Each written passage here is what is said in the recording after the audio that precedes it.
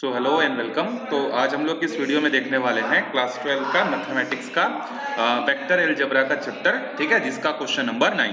देखो question number 8 तक मैंने आपको बता दिया था कि क्वेश्चन नंबर 8 तक आपके क्वेश्चन कैसे सॉल्व करने हैं। तो अब हम लोग आगे देखते हैं क्वेश्चन नंबर 9। देखो क्वेश्चन नंबर 9 क्या बोल रहा है, for given vectors A and B find unit vector in the direction of vector A plus B. जो हमारे पास दो वेक्टर है ना ए और बी, अगर इन दोनों को हम लोग समेशन करेंगे तो जो वेक्टर हमको मिलेगा उस वेक्टर के डायरेक्शन में हमको क्या निकालना है, यूनिट वेक्टर निकालनी है। तो ये हमने एक एग्जांपल में क्वेश्चन किया था, सेम टू सेम वही क्वेश्चन है। सो देखो क्वेश्चन नंबर 9 में जो गिवन वेक्टर है, वेक्टर ए की वैल्यू क्या है हमारे पास, वेक्टर ए है 2i माइनस जे, यहां पर आएगा 2i minus J and plus 2k। तो प्लस यहां पर हमारे पास कितना आ जाएगा, 2k आएगा, ठीक है। फिर दूसरा वेक्टर जो है हमारे पास वेक्टर बी कितना है, माइनस आई प्लस जे माइनस के। सो माइनस आई प्लस जे माइनस के, ये हमारे पास क्या है, सेकेंड वेक्टर है। इन दोनों वेक्टर्स को ऐड करने से जो नया वेक्टर मिलेगा ना, मतलब a प्लस बी, लेट से कि a वेक्टर और b वेक्टर को ऐड करने से जो वेक्टर हमारे पास निकल कर आएगा that will be the vector c। अब ये जो वेक्टर c जो हमको मिलेगा, इसी का हमको क्या निकालना है, फाइंड द यूनिट वेक्टर। इसी c का हमको यूनिट वेक्टर निकालनी है। So we will calculate vector c, और vector c will be what, vector a plus vector b। तो वेक्टर ए कितना है हमारे पास, 2i माइनस जे प्लस यहां पर हमारे पास आएगा 2k। फिर वेक्टर बी आएगा हमारे पास, वेक्टर बी आएगा माइनस आई प्लस जे माइनस के। अब देखो 2i में से 1i जब जाएगा तो हमारे पास कितना बचेगा, प्लस आई माइनस जे प्लस जे कितना हो जाएगा, ये हो जाएगा 0j। 2k माइनस के मतलब यहां पर कितना आ जाएगा, 1k कैप। आप सब में कैप भी लगा सकते हो। तो ये है हमारा सी वेक्टर। अब ये जो सी वेक्टर है इसी का हमको निकालना है क्या, यूनिट वेक्टर। तो यूनिट वेक्टर को किससे रिप्रेजेंट करते हैं, सी कैप से, और सी कैप का फॉर्मूला क्या होगा, फुल वेक्टर अपॉन में मॉड्यूलस ऑफ वेक्टर। तो फुल वेक्टर हमारे पास क्या है, i plus 0j plus k, ठीक है। और इसका मॉड्यूलस जब निकालेंगे तो इस कलर कंपोनेंट का स्क्वायर करके प्लस करेंगे। तो i का कोएफिशिएंट 1 है तो 1 का स्क्वायर, j का कोएफिशिएंट 0 है, 0 का स्क्वायर, k का कोएफिशिएंट 1, 1 का स्क्वायर। तो यहां पर ये कितना हो जाएगा, देखो i plus 0j plus k upon में रूट ओवर में 2। तो ये है हमारा a प्लस बी के डायरेक्शन में क्या, यूनिट। अब देखते हैं क्वेश्चन नंबर 10। क्वेश्चन नंबर 10 क्या है, find a vector in the direction of vector this which has magnitude 8 unit. एक हमारे पास वेक्टर है, ये मान लेते हैं वो वेक्टर है, लेट से वेक्टर का जो नाम है वो है वेक्टर a, और वेक्टर a की जो वैल्यू है ये है हमारे पास 5i माइनस जे प्लस 2k। ये एक वेक्टर है हमारे पास, ठीक है। इसी वेक्टर के डायरेक्शन में, ये जो वेक्टर जिस डायरेक्शन में हमको दिया है ना, इसी वेक्टर के डायरेक्शन में आपको 8 मैग्नीट्यूड का क्या करना है, एक और वेक्टर जो है फाइंड करना है। तो एक काम करते हैं, जैसे कि मैंने इसके पहले वाले वीडियो में आपको समझाया था कि जिस वेक्टर के डायरेक्शन में आपको जितने मैग्नीट्यूड का चाहिए, जो भी चाहिए, सबसे पहले आप क्या करना, उस वेक्टर का जो है यूनिट वेक्टर निकालना, ठीक है। तो पहले जब आप यूनिट वेक्टर निकालोगे उसके बाद आप उसको 8 से मल्टीप्लाई कर दोगे तो आपको क्या मिल जाएगा, 8 यूनिट का मैग्नीट्यूड का वेक्टर जो है आपको मिल जाएगा। तो सबसे पहले हम लोग क्या करते हैं, जो हमारे पास वेक्टर है ना, जो गिवन वेक्टर है, इसका हम लोग निकालेंगे क्या, यूनिट वेक्टर। तो इसका यूनिट वेक्टर क्या आएगा, देखो 5i माइनस जे प्लस 2k। तो यहां आएगा 5i माइनस जे प्लस 2k, ये हमारे पास वेक्टर है, ठीक है। इसका हम लोग निकालते हैं क्या, यूनिट वेक्टर। तो इसका जब हम लोग यूनिट वेक्टर निकालेंगे तो यूनिट वेक्टर निकालने का फॉर्मूला क्या होता है, फुल वेक्टर अपॉन में उसका मॉड्यूलस। तो फुल वेक्टर हमारे पास क्या है, 5i कैप माइनस जे कैप प्लस 2k कैप, ठीक है। फिर इसके बाद नीचे में क्या आएगा, स्क्वायर रूट ऑफ i का कोएफिशिएंट कितना है 5, तो 5 का स्क्वायर, j का कोएफिशिएंट है -1 तो ये हो जाएगा -1 का स्क्वायर, और यहाँ आएगा 2 का स्क्वायर। नाउ ये हो जाएगा 5i माइनस जे प्लस 2k। तो 5 का स्क्वायर कितना हो जाएगा 25 माइनस 1 का स्क्वायर प्लस 1, 2 2 जार 4। तो कितना आएगा अभी हमारे पास यूनिट वेक्टर जो है ये आ जाएगा 40। तो यहाँ पर हम सॉरी 25 और ये हो जाएगा 30, 30 आएगा।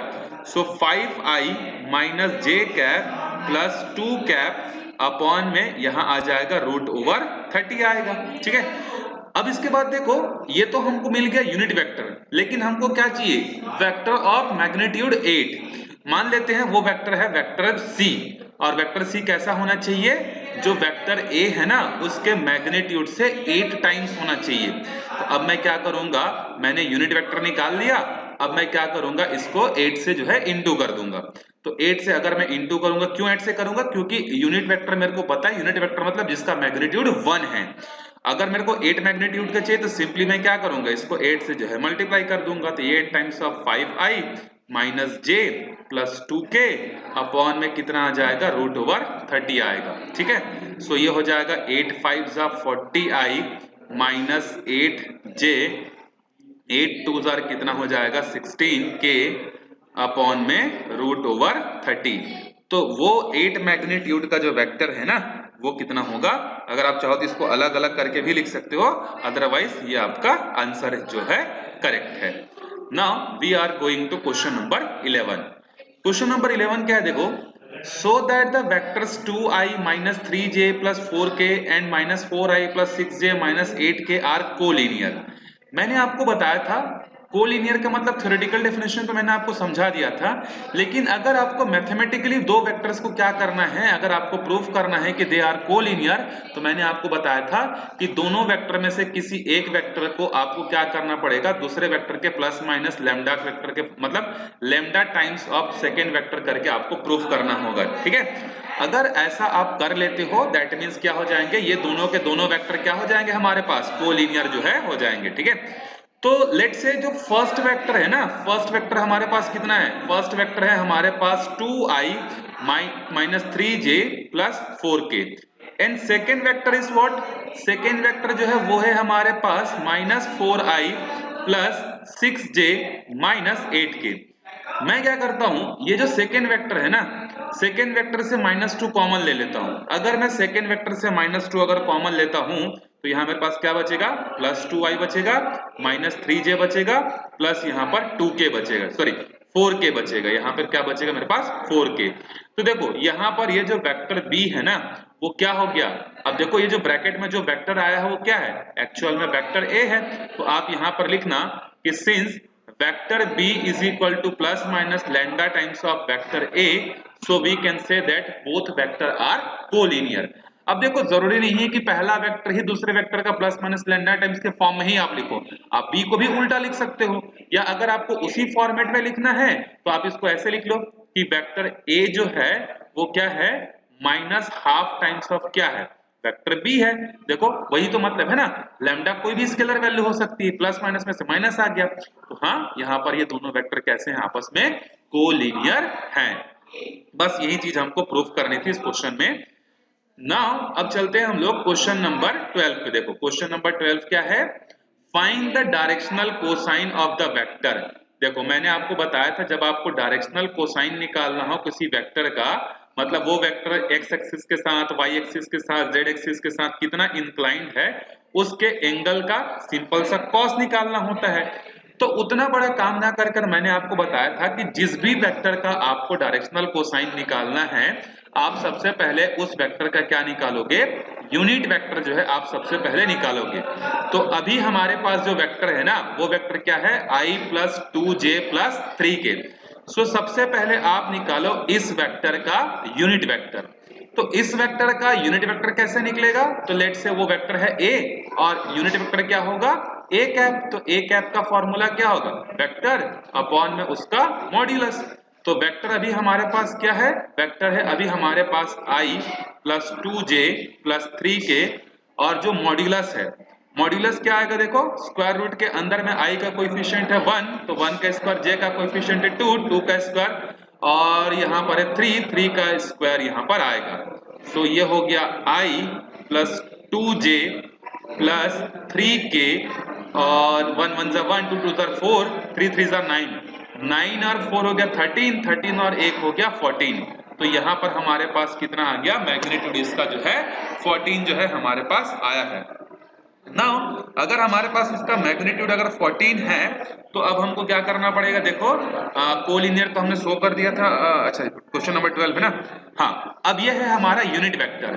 तो अब क्या मैं इस यूनिट वेक्टर को ऐसा लिख सकता हूं क्या, 1 अपॉन में root over 14i plus 2 upon में root over 14j plus 3 upon में रूट ओवर 14k, बिल्कुल लिख सकते हैं। और मैंने आपको ये बताया था कि किसी भी यूनिट वेक्टर में स्केलर कंपोनेंट का मतलब जो i, j और k का जो कोएफिशिएंट रहता है वो डायरेक्शनल कोसाइन को रिप्रेजेंट करता है। और डायरेक्शनल कोसाइन को आप cos alpha, cos beta, cos gamma भी लिख सकते हो या l m n भी लिख सकते हो। तो यहाँ पर पहला डायरेक्शनल कोसाइन कितना है, 1 अपॉन में रूट ओवर 14। दूसरा डायरेक्शनल कोसाइन जो m होगा वो होगा 2 अपॉन में root over 14, m m l m n, n की वैल्यू आएगी 3 अपॉन में रूट ओवर 14। तो ये है हमारे directional cosine of the vectors.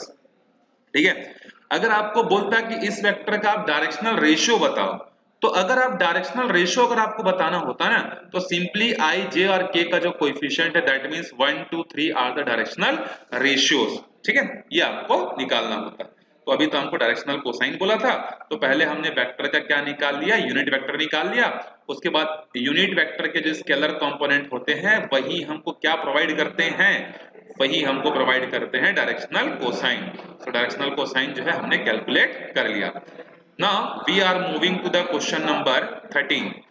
Question number 13 is saying that what, find the directional cosine of the vector joining the points A and B directed from A to B। देखो ये question पिछले वाले जैसा ही है, बस यहाँ पर डिफरेंट क्या है, डिफरेंट ये है कि पहले आपको एक वेक्टर जो दिया था वो नॉर्मल वेक्टर के फॉर्म में था। अभी जो क्वेश्चन है ना 13, इसमें जो क्वेश्चन दिया वो आपको वेक्टर फॉर्म में ना देकर उसने क्या किया, कोऑर्डिनेट के फॉर्म में दिया है। तो सबसे पहले तो आपको a और b के कोऑर्डिनेट को यूज करते हुए वेक्टर a b निकालना होगा। फिर जब आप वेक्टर a b निकाल लोगे फिर उसका आपको निकालना पड़ेगा यूनिट वेक्टर। फिर यूनिट वेक्टर में जो i, j और k के जो कोएफिशिएंट रहेंगे ना that will give you what, directional cosine. So start करते हैं इसको सॉल्व करना। So what we have, according to question, we have a point A and whose coordinate is given by एक है हमारे पास A and coordinate of A is 1 2 minus 3, 1 2 minus 3। ये मान लो यहाँ पर एक पॉइंट है, दूसरा यहाँ पर है हमारे पास B टर्मिनल पॉइंट, और टर्मिनल पॉइंट का जो कोऑर्डिनेट है -1 -2 -1 -2 1। पहले तो आपको निकालना पड़ेगा क्या, वेक्टर ए बी। तो वेक्टर ए बी कैसे निकलेगा, तो सेकेंड पॉइंट के कोऑर्डिनेट में से फर्स्ट पॉइंट के कोऑर्डिनेट को माइनस करो, उसके बाद उसको आई, जे और के से मल्टीप्लाई कर देते हैं फॉर्मूला। सो -1 कितना हो जाएगा, -2i, -2 माइनस ये कितना हो जाएगा, -4j, 1 -3 मतलब प्लस हो जाएगा, तो ये हो जाएगा 4k। ठीक है, आपको समझ में आया ना ये कैसे निकाला मैंने। ये है अगर आपको कोई भी कोऑर्डिनेट अगर गिवन है p और q के, और अगर उसका वेक्टर फॉर्म निकालना है तो फॉर्मूला क्या होता है, x2 - x1i plus y2 - y1j cap plus z2 - z1k cap, ये होता है। तो वही चीज मैंने यहाँ पर की है। तो मैंने अभी आपको डायरेक्टली निकाल के बता दिया कि ये वेक्टर कितना होगा, -2i -4j प्लस 4k करके। ठीक, अब आपको क्या चाहिए, डायरेक्शनल कोसाइन चाहिए। तो डायरेक्शनल कोसाइन अगर आपको चाहिए तो आप पहले निकालोगे इसका क्या, unit vector, that means A B cap. और ए बी कैप कैसे निकलेगा, फुल वेक्टर अपॉन में modulus of this. So -2i -4j plus 4k, और अपॉन में देखो -2 का स्क्वायर 4 हो जाएगा, 4 4 जा 16 हो जाएगा, 4 4 जा अगेन 60 हो जाएगा, तो कितना आएगा 36 मतलब 6। तो यहाँ आ जाएगा -2i -4j plus 4k upon में 6 अपॉन में 6 अपॉन में 6 कर सकते हो। तो l की वैल्यू कितनी आ गई, -2 अपॉन में 6 दैट मींस -1 अपॉन में 3। ठीक है, सिंप्लीफाई करोगे तो इसको आप सिंप्लीफाई भी कर सकते हो ना इसके बाद। देखो चलो कर देते हैं सिंप्लीफाई। तो यहाँ कितना बचेगा -1/3i, और यहाँ कितना बचेगा -2j अपॉन में 3, और यहाँ कितना बचेगा 2k अपॉन में 3। तो ये l हो गया, ये m हो गया, और ये आपका n हो गया। तो डायरेक्शनल कोसाइन हमको यहाँ पर मिल गए। अब देखते हैं हम लोग क्वेश्चन नंबर 14। क्वेश्चन नंबर 14 क्या है?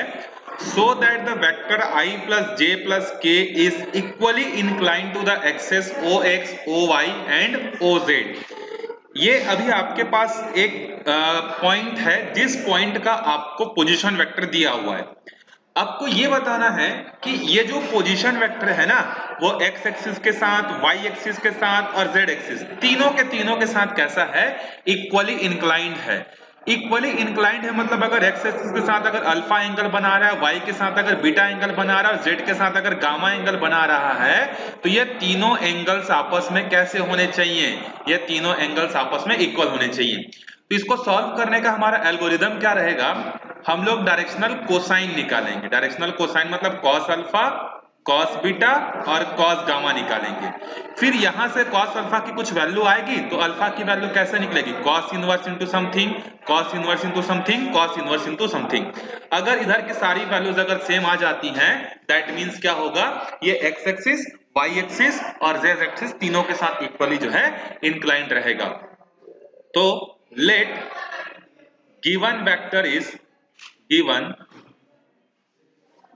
वेक्टर इज, जो गिवन वेक्टर है ना वो गिवन वेक्टर हमारे पास है a, और a की जो वैल्यू है वो है i plus j plus k cap. ये अभी हमारे पास जो है वेक्टर्स जो है हमको गिवन है। मैंने आपको बताया था अगर आपको कोई वेक्टर अगर गिवन है और अगर उसका आपको डायरेक्शनल कोसाइन निकालना है, तो डायरेक्शनल कोसाइन निकालने के लिए आप पहले क्या निकालोगे? इस वेक्टर का यूनिट वेक्टर जो है निकालोगे। So the unit vector of a is equal to full vector upon में मॉड्यूलस ऑफ वेक्टर। तो यहां पर हमारे पास क्या आएगा? i plus j plus k। Modulus कैसे निकलेगा? i का कोएफिशिएंट है 1, 1 का स्क्वायर, j का कोएफिशिएंट 1, 1 का स्क्वायर, k का कोएफिशिएंट 1, तो 1 का स्क्वायर। तो i plus j plus k cap लगा लेना आप अपॉन में √3। सो इसको हम लोग ऐसा लिख सकते हैं 1 upon √3i plus 1 upon √3j plus 1 upon √3k। अब ये हमारे पास है unit vector. So on comparing we get directional cosine, that means cos alpha is equal to 1 upon √3, cos beta is equal to also 1 upon √3 and cos gamma is equal to also 1 upon √3।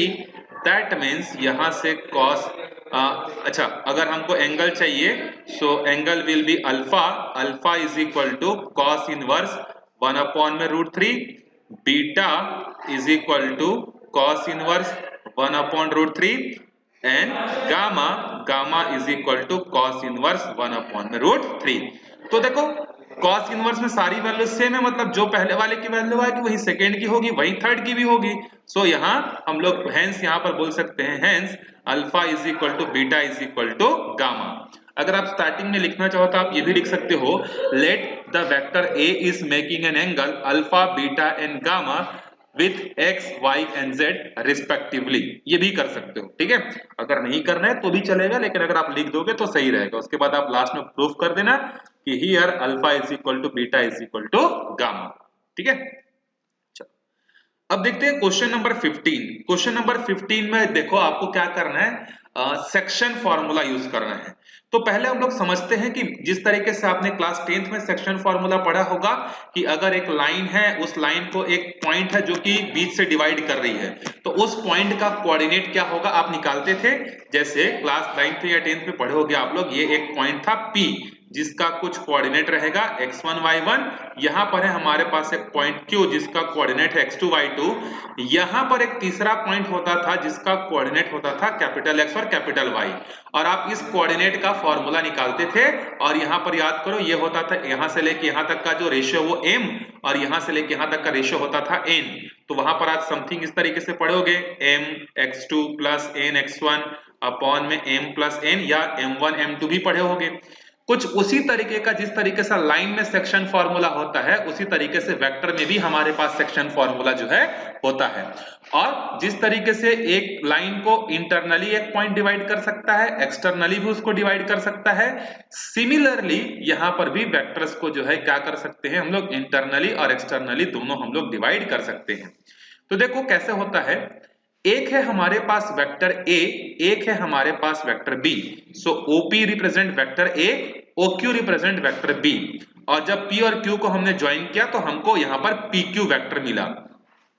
इस resultant vector में एक कहीं पर point है जिस point का नाम है R, और इस R का जो पोजीशन वेक्टर है, पोजीशन वेक्टर मतलब ओरिजिन से, तो इसका जो पोजीशन वेक्टर है ये R। तो अगर ये पॉइंट R अगर PQ को N और M पार्ट में डिवाइड अगर कर रहा है, तो ये जो R है ना, पहले आप पॉइंट निकालते थे क्योंकि आप कार्टेशियन सिस्टम पढ़ रहे थे, यहां पर आपको इस R का क्या निकालना है, पोजीशन वेक्टर जो है निकालनी है।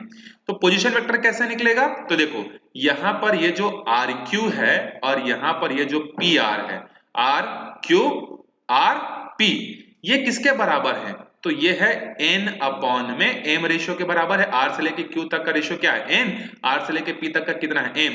तो अगर आप चाहो तो इसको ऐसे भी तो कर सकते हो, m times of rq is equal to n times of pr भी कर सकते हो, लेकिन उसकी जरूरत नहीं है। अब देखो इसका डेरिवेशन कैसे होता है, अच्छा इसको हम लोग बोलते हैं इंटरनली डिवाइड कर रहे हैं। देखो बीच वाला जो p और q के बीच का जो पॉइंट है वो इंटर में है, मतलब अंदर में है, तो इसको हम लोग बोलेंगे इंटरनली डिवाइड। तो देखो यहां पर आपको फॉर्मूला का डेरिवेशन कैसे हुआ है उस चीज पर आपको फोकस कम करके इसका फॉर्मूला क्या है ये आपको जानना है, क्योंकि एग्जाम में आपसे ये नहीं पूछेगा कि derive the formula of section formula for two vectors करके, ठीक। तो अगर इंटरनली डिवाइड कर रहा है कोई पॉइंट R, तो उस R का पोजीशन वेक्टर हम लोग कैसे निकालेंगे, m into vector B plus n into vector A upon में m प्लस n। ये आपको ध्यान रखना है अभी, ठीक है। तो देखो m क्या है जो सेकंड वाला है, n क्या है जो ऊपर वाला है, वेक्टर A वेक्टर B, ये आपको जो है मतलब अपोजिट अपोजिट, देखो ये m है और यहां पर इसके अपोजिट में B है, तो BM करना है आपको। ये n है और यहाँ पर a है, इन दोनों का प्रोडक्ट प्लस सम नीचे में आ जाएगा प्लस।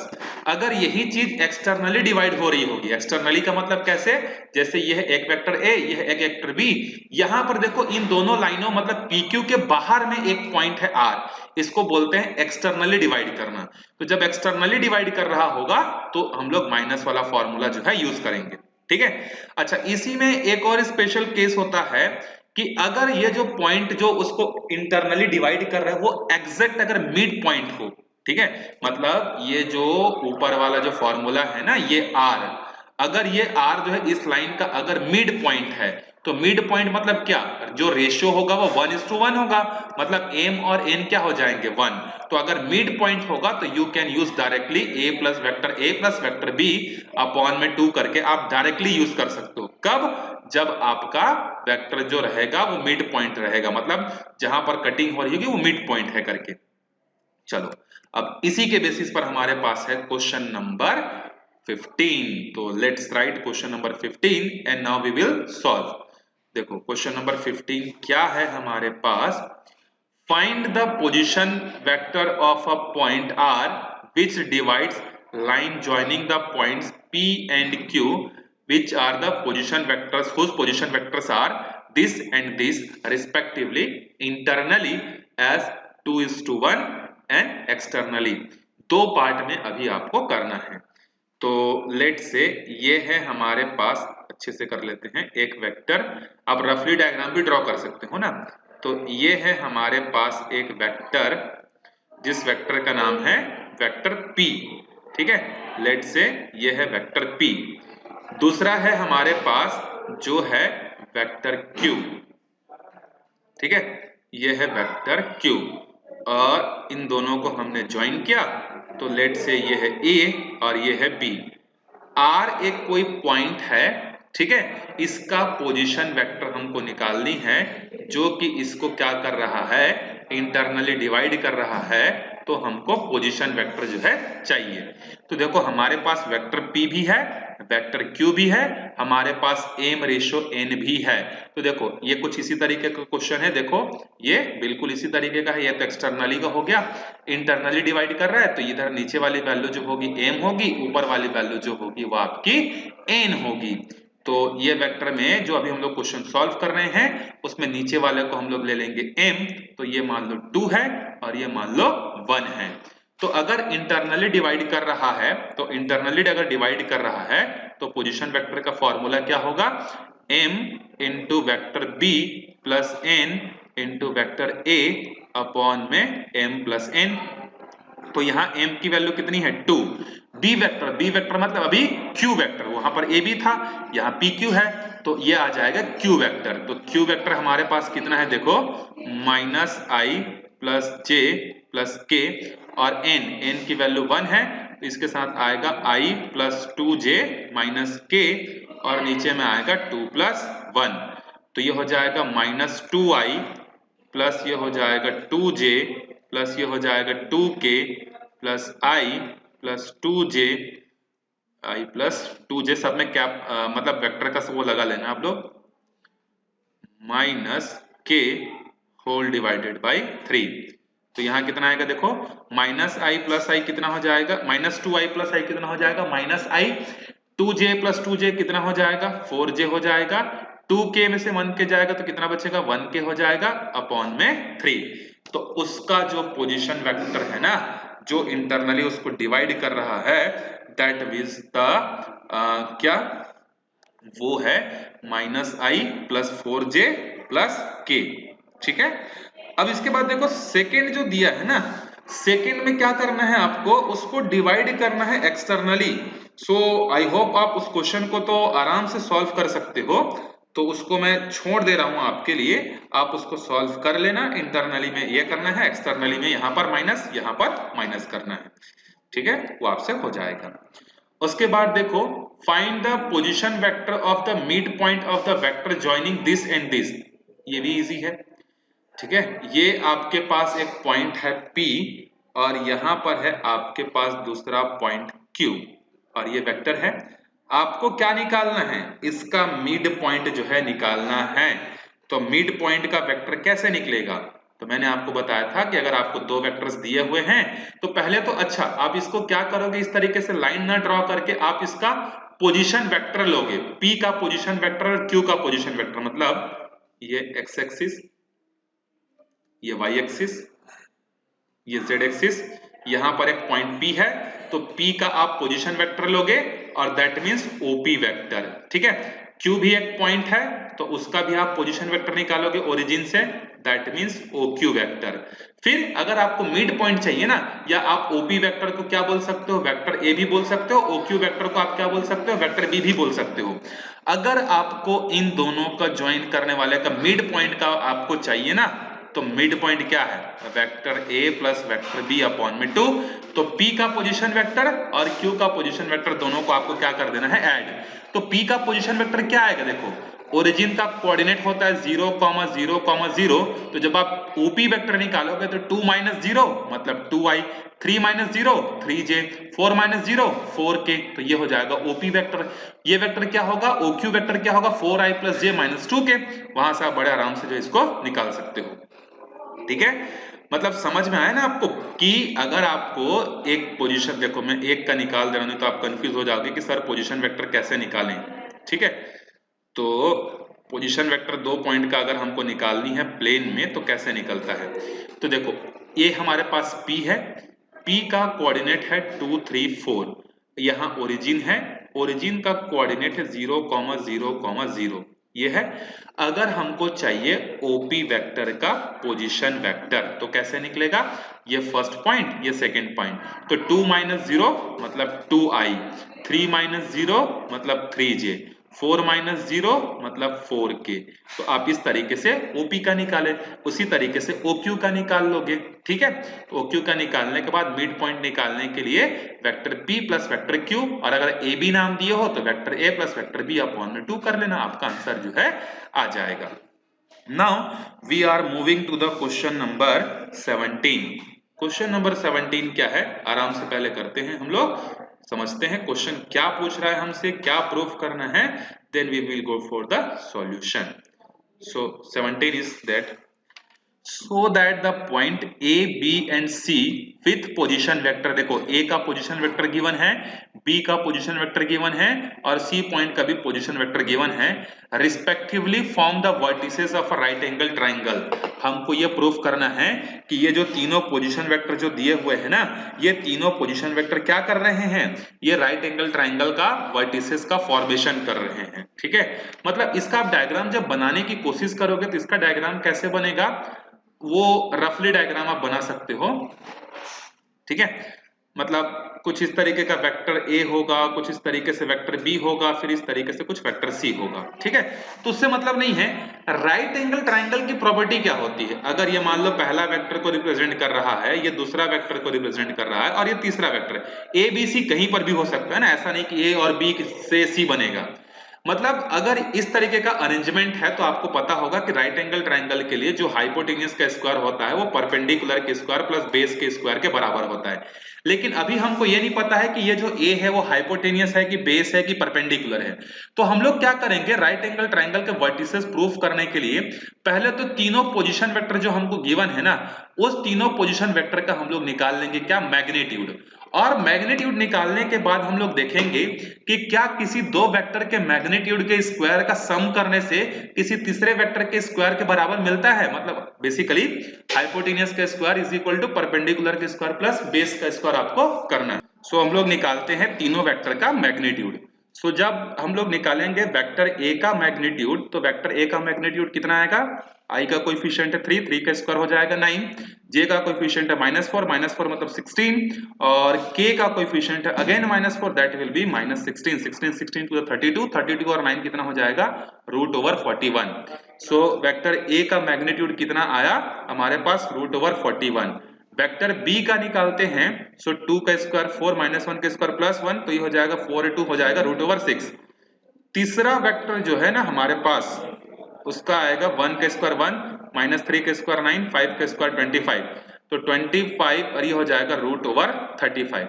तो आप यहां पर ये दे सकते हो कि जो वेक्टर ए के मॉड्यूलस का जो स्क्वायर है ना, वो वेक्टर बी के मॉड्यूलस का स्क्वायर और वेक्टर सी के मॉड्यूलस के स्क्वायर के इक्वल है। सो मॉड्यूलस ऑफ बी मतलब √6 का स्क्वायर, इसके बाद √35 का स्क्वायर एंड हियर √41 का स्क्वायर। तो 41 के √41 के स्क्वायर 41, 6 का √6 हो जाएगा 35, ये हो जाएगा। So here we will get 41 is equal to 41। So we can say that the given vectors are the position vector of the right angle triangle. Now last question पे चलते हैं। In triangle ABC which of the following is not true, A B और C में इसमें से कौन सा true नहीं है। सो देखो AB वेक्टर का डायरेक्शन ये है, BC वेक्टर का डायरेक्शन ये है, AC का डायरेक्शन ये है। तो सबसे पहले ट्रायंगल लॉ से तो हम लोग ये बोल सकते हैं कि जो AB वेक्टर है और जो BC वेक्टर है ये किसके बराबर होगा, AC वेक्टर के बराबर होगा। और अगर ये AC इधर आएगा तो ये हो जाएगा माइनस, मतलब B वाला तो सही है। ठीक है, अच्छा इसी के बाद देखो ये जो AC वेक्टर है जब ये इधर आएगा, सो AB vector plus BC vector, ये AC वेक्टर जब यहां आएगा तो ये हो जाएगा माइनस ऑफ AC। अगर मेरे को AC वेक्टर का नेगेटिव चाहिए ना, तो मैं क्या करूंगा, इसको सिंपली माइनस ऑफ CA भी लिख सकता हूं। तो माइनस माइनस क्या हो जाएगा प्लस, मतलब सेकेंड वाला ऑप्शन भी सही है। यहां पर जो हमारे पास जो ऑप्शन है BC को भी हम लोग चेंज करके क्या कर सकते हैं, माइनस ऑफ C भी कर सकते हैं। तो बचा कौन सा ऑप्शन यहाँ पर हमारे पास, C जो वेक्टर है, C वेक्टर क्या है हमारे पास, रॉन्ग है। तो इसका आंसर क्या होगा हमारे पास, सो C ऑप्शन क्या है, रॉन्ग है। बाकी यहाँ पर A भी सही है, B भी सही है, और यहाँ पर ये जो देखो जो D वाला ऑप्शन है ना, BC को आप नेगेटिव वेक्टर बनाओगे तो क्या हो जाएगा, -C भी हो जाएगा। लेकिन ये वाला पॉसिबल नहीं, क्योंकि अगर ये -CA बनेगा तो देखो ना यहाँ माइनस और माइनस क्या हो जाएंगे, प्लस हो जाएंगे। ठीक है, तो C इज रॉन्ग, मतलब इस रॉन्ग रिलेशन है, इस क्वेश्चन का आंसर जो है वो C है। ये रिलेशन रॉन्ग है, आपसे पूछा है ना कौन सा रिलेशन रॉन्ग है, तो ये रॉन्ग है। क्वेश्चन नंबर 19 है, देखो हमारे पास A and B are two collinear vectors. अगर हमारे पास A और B क्या है, दो कोलिनियर वेक्टर्स हैं, then which of the following are incorrect, तो इसमें से कौन सा ऑप्शन जो है वो इनकरेक्ट है। ठीक है, तो यहां पर देखो पहला वाला तो सही है कि एक सेकंड वेक्टर जो है पहले वेक्टर का क्या हो सकता है, लैम्डा टाइम्स हो सकता है। बी वेक्टर भी सही है, प्लस माइनस ऑफ बी भी हो सकता है। सी ऑप्शन भी सही है कि अगर दो वेक्टर्स अगर हमारे पास कोलिनियर हैं तो उनमें जो रिस्पेक्टिव जो स्केलर कंपोनेंट है there will be they are proportional. So बचा कौन, डी। अगर दो वेक्टर अगर कोलिनियर है तो जरूरी नहीं है कि उनका डायरेक्शन सेम हो और मैग्नीट्यूड डिफरेंट हो, उनके डायरेक्शन भी अलग अलग हो सकते हैं। सो यहाँ पर डी ऑप्शन जो है करेक्ट है।